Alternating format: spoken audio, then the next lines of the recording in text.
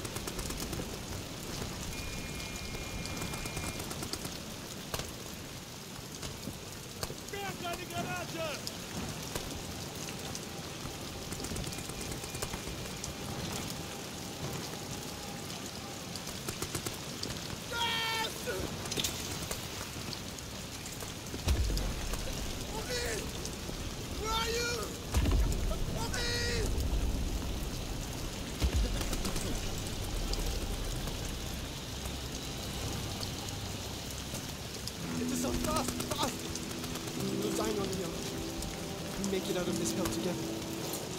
Now follow me. We're nearly there.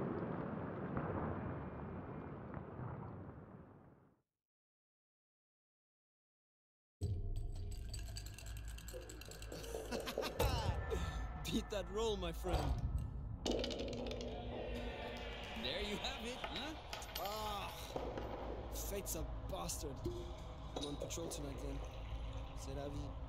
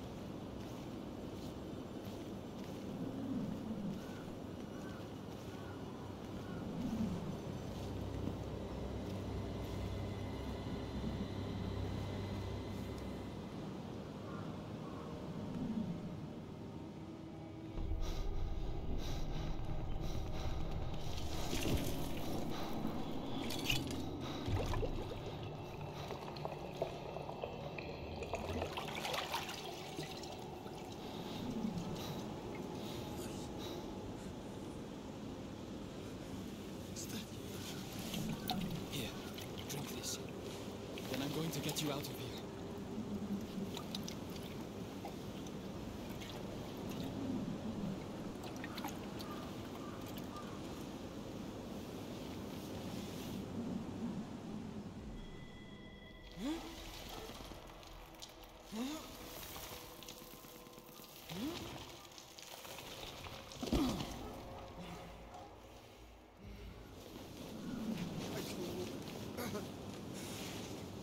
My leg. Too weak. I'll get you back to safety. Just hold on to me.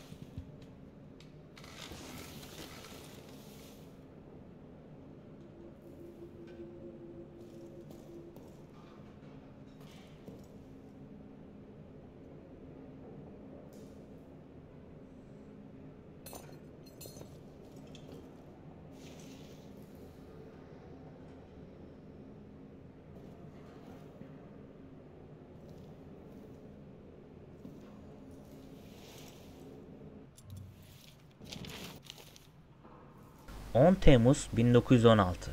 Piyade Clement 9 Temmuz'daki olayların ardından tıbbi tedavi altına alındı. Kişisel eşyaları depoda bir dolaba kilitlendi. Hasta zayıf bir koma halinde. Uyarıcılara tepki veriyor. Ama çok kısa aralıklarla ve kısa süreliğine en son kendine geldiğinde son olaylardan hiçbir haberi olmadığını belirtip kendi adını bile hatırlamakta zorlandı. Muhtemelen aldığı kafa travmasından ötürü. Müşahedeye devam edilecek. Bir hafta içerisinde durumunda bir iyileşme gözlenmezse St. Etienne Hastanesi'ne nörolojik testler için gönderilmesini öneriyorum. İmza Doktor Josinski.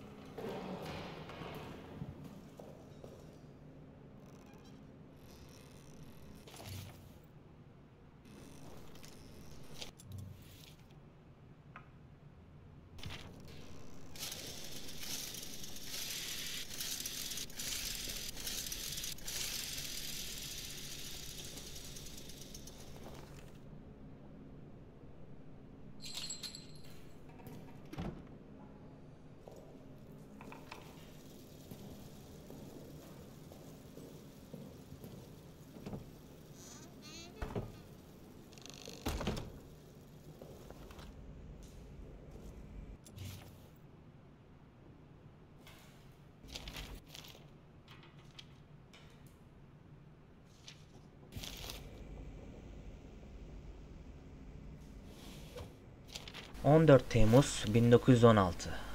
Çavuş Reynard'ın naaşı. Çoklu kesikler, göğüs boşluğu paramparça edilmiş, tüm kaburgaları kırılmış, kafatası keskin olmayan bir cisimden alınan arka arkaya darbelerle kırılmış.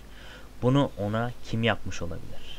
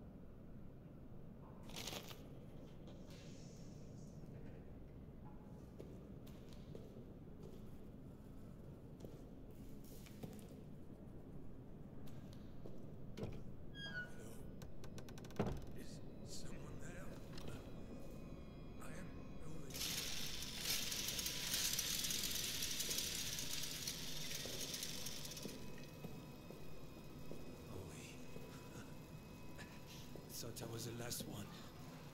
We trapped down here. Rat fucking officers ran and blew the exit behind them.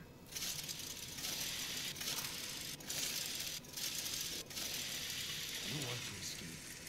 You need to blow it back open. There's dynamite in the arsenal. And a handle to trigger it somewhere in the excavation site. Get them, and you can make it out. Shit. That thing, it's coming for me. Here, take this. Finish me off, please. I want to die at the hands of a brother soldier, not that monster. There's ammo in the pantry. Get it. Do the job, please.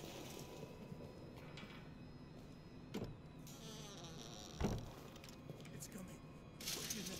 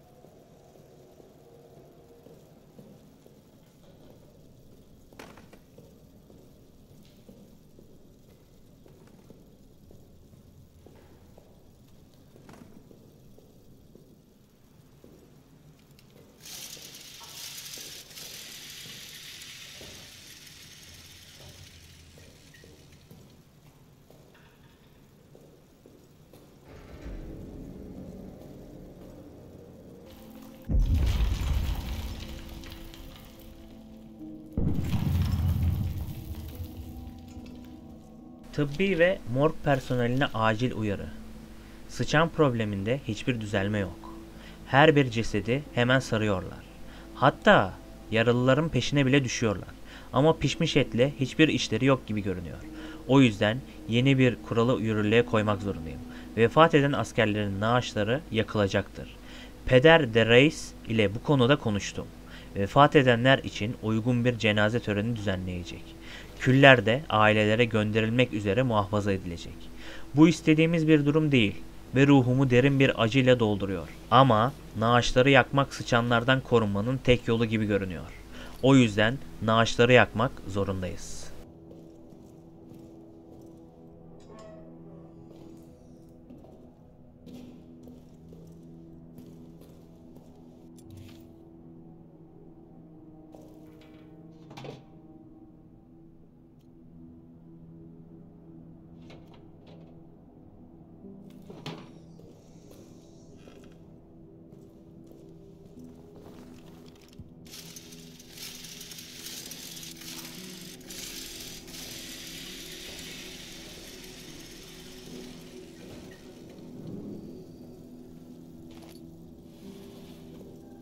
Tüm askerlere direkt emir.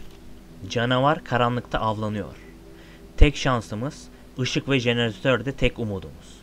Yakıt deposunun sürekli dolu tutulması gerekiyor. Gece gündüz demeden. Sürekli bir vardiya sistemiyle ana yakıt ikmali sürdürülmelidir. Birbirinizin arkasını kollayın. Birbirinizi güvende tutun. Işığın sönmesine izin vermeyin. Hepimizin iyiliği için.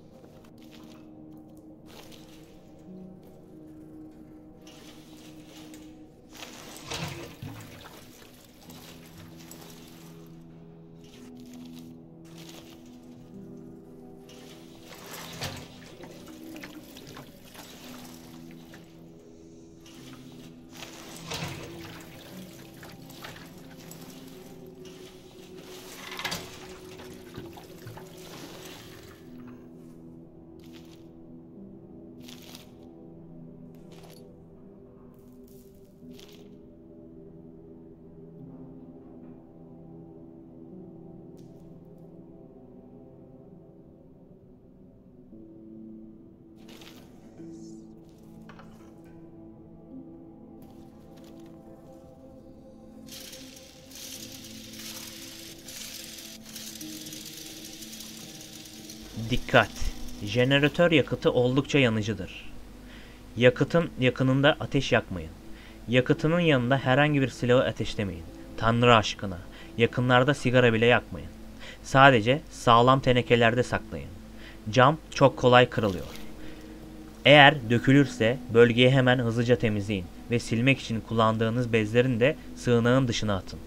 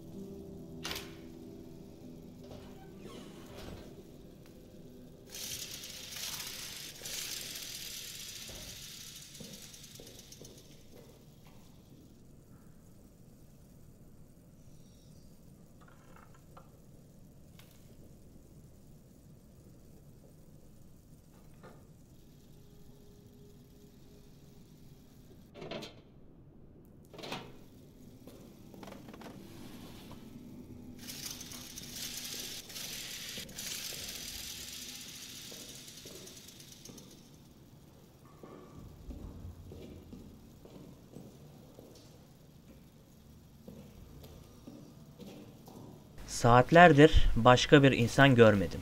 Sonuncu kişi ben olabilirim. Ama başka birisinin de halen hayatta olma ihtimaline binaen. Bunu bırakıyorum ki boşuna vakit kaybetmeyesin. Burası tek çıkış yolu. Kendi yarattığımız bu cehennemden tek kaçış yolu. Patlatılıp çökertildiği için tekrar patlatılıp açılması lazım. Kazma kürekle uğraşma. Mümkünatı yok. Patlat. Dinamitler cephanede kilitli. Fünye ise Roma tünellerinde bir yerde. Cehennemin dibinde yani. Şimdi gidip ikisini de almaya çalışacağım. Var mısın? Yok musun? Bilmiyorum. Ama senin için dua ediyorum. Lütfen aynı nezaketi bana da göster.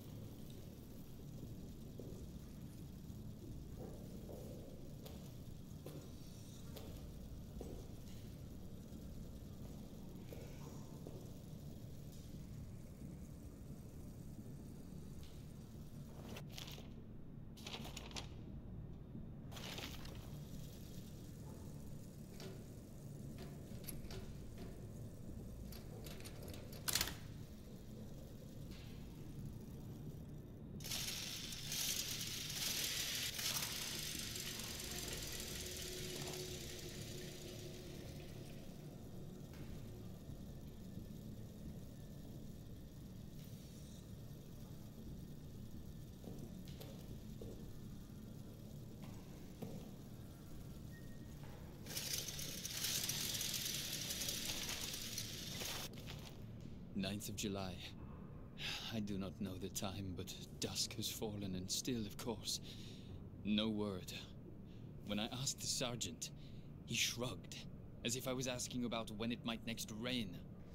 These fools around me, laughing, drinking, arguing. Do they know what I've done? Do they suspect it? I feel they must all be guilty of something. And yet, they laugh, drink, argue. God knows what I've done. I wonder if his judgment could be worse than my own.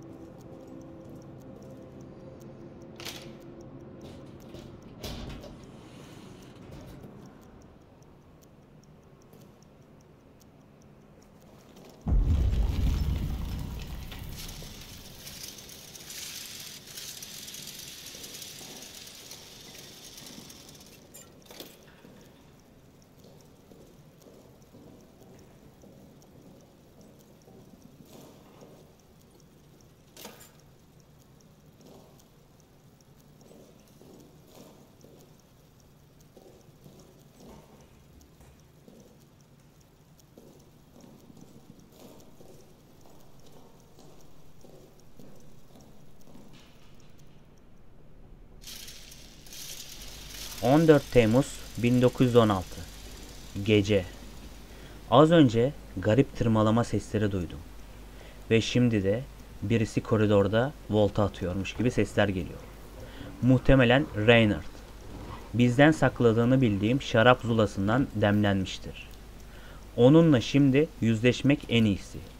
Ya onu yatağa geri gönderip uyuturum ya da benimle bir şişe paylaşmasına ikna ederim.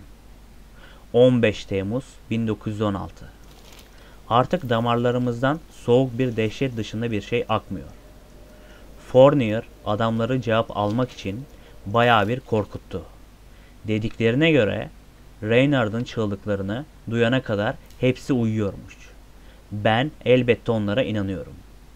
Fournier o kadar ileri gitti ki esir 73014'ü hücresinden kaçıp cinayet işlemekle suçlamaya başladı. Mümkün değil. Fournier hakkında endişeliyim. Öfkesi derin bir korkuyu saklıyor.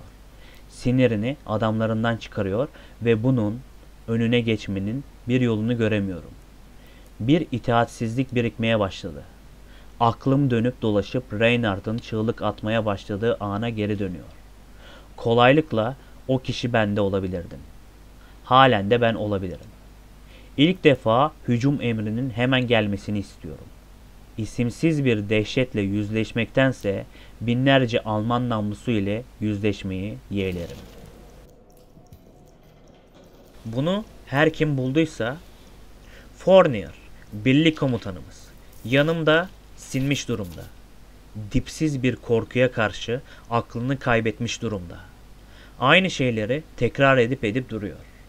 Kaç, kaç, kaçmalıyız ve canavarı ait olduğu yere kapatmalıyız. Kaçmak istiyor.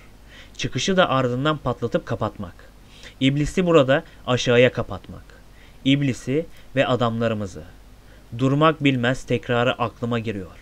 Ve o aynı dehşet. O da beni yakalamak üzere. Adamlarımdan bunu kim görürse buradan kurtulduğumuzda cephane kodunu ondan alacağım. Bu kodu alıp size telsiz üzerinden bildireceğim. Burada aşağıda o canavar ile kısılı kalınca cephane tek umudunuz olabilir. Yapabileceğim tek şey bu. Tüm cesaretimi toplayıp asker ordugahındaki haberleşme odasına ulaş. Orada saklan, kodu telsizle bildireceğim.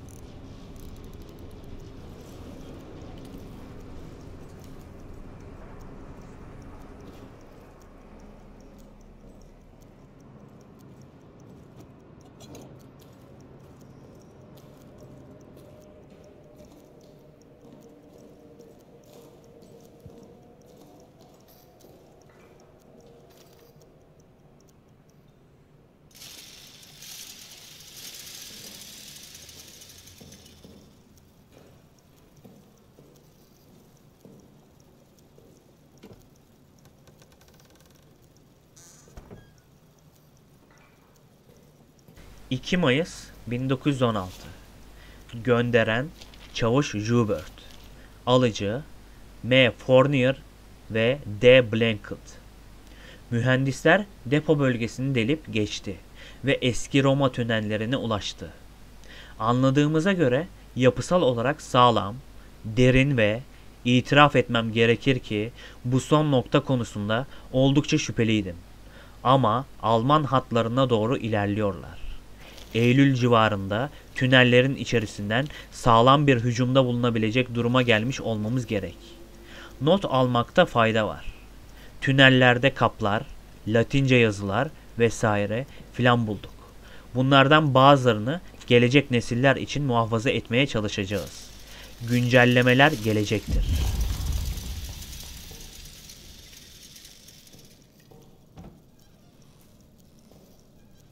...30 Haziran 1916. Gönderen Vidölpi, alıcı Mi Fournier ve Die Blanket ve arkadaşları. Geçen akşamki hücumdan sonra elimizde 2. Ordu 4. Yedek Subay sınıfından 20 civarı Alman asker esir düştü. Bu durum hücre kapasitemizi aşıyor. Bir istisna dışında mümkün olan en kısa zamanda kamplara gönderilmelerini öneriyorum. Esir 73014 elimin altında kalsa güzel olur. Yakalanmadan önce üniforması üzerinden nişanlarını ve rütbesini yırttı. O yüzden rütbesini bilmiyoruz. Yakalandığından beri ağzını bıçak açmıyor. Bir komutan veya başka bir önemli kişi olduğundan şüpheleniyorum. Adamlarından ayrı düştükten sonra ağzını açabileceğimizi düşünmüyorum. Lütfen bilgilendirin.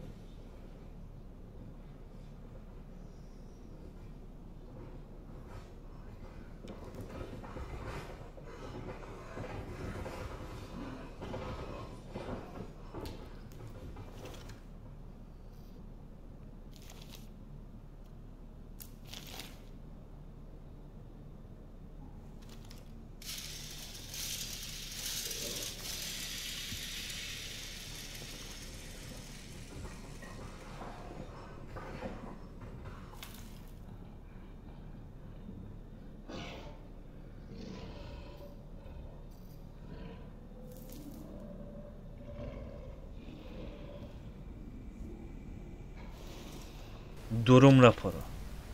Tremblay'in ölümünden sonra sığınağa kaos hakim oldu. Kontrolü yeniden ele geçirip askerlere hemen izaya geçmelerini emrettim. Canavarı avlayıp öldürecekler. Bana bunun imkansız olduğunu söylüyorlar. Bana mermilerin onu öldürmediğini söylüyorlar. Sadece biraz vakit kazanmaya yarıyor ve canavar daha öfkeli bir şekilde geri geliyor. Ötlekler. Yapmaları gereken şeyi yapmaları için onları geri gönderdim. Avlayın ve öldürün.